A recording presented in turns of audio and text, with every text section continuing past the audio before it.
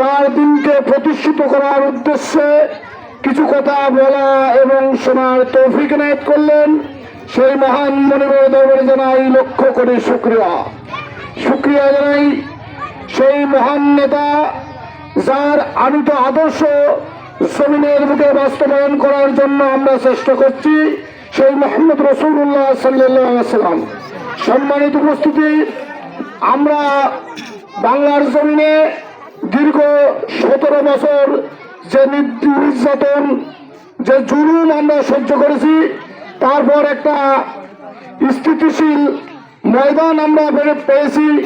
বহুত শহীদের রক্তের বিনিময়, বহুত শহীদের রক্তের উর্বর ভূমি আমরা এখন চাষ দিচ্ছি আর কি। সম্মানিত উপস্থিতি, সামনে যে সময়টা আমাদের অতিক্রম করছি বা করবো আমরা, এটা একটা বদরের ময়দানের মতন। বাংলার জমিনের সমস্ত সেকুলার এবং বাম শক্তিগুলো এক কাতারে দাঁড়িয়ে গিয়েছে।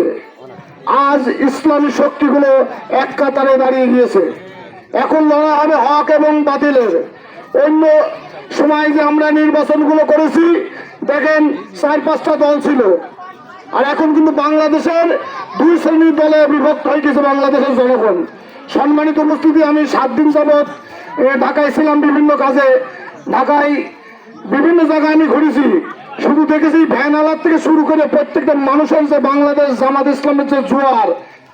আমি মগবাজার জামাত ইসলামের অফিসে যাব, আমি একজন মোটরসাইকেল ভাইয়ের বলছি, ভাই আমি মগবাজার, স্যার রিক্সা আলার যদি বলেন রিক্সা আলার ভাড়া 50 টাকার ভাড়া 30 টাকা নেবে, যদি সে বুঝতে পারে আমি জামাত ইসলামের ভোট দেবেন।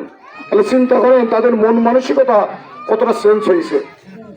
আমরা সারা বাংলাদেশের অবস্থা দেখছি, আল্লাহ রাব্বুল আলামিন অনেক সুন্দর একটা উর্বর ভূমি পেয়েছি আমরা, এবং সামনের দিনগুলো অনেক সুন্দর সুফলা দিন আমরা পাবো, যাতে আমরা সক্ষমভাবে মোকাবেলা করতে পারি। বাংলাদেশ জামাত ইসলামী কিন্তু রাষ্ট্রের বাইরে একটা রাষ্ট্র। বাংলাদেশ জামাত ইসলামীর যে শৃঙ্খলা, যে কাঠামো, যে সাংগঠনিক কাঠামো, যে রাষ্ট্র কাঠামো আছে, বাংলাদেশ রাষ্ট্রের দেখবেন তত অনেক জায়গায় ঘাটতি আছে। দেখেন আমাদের ব্যাংক আছে বাংলাদেশ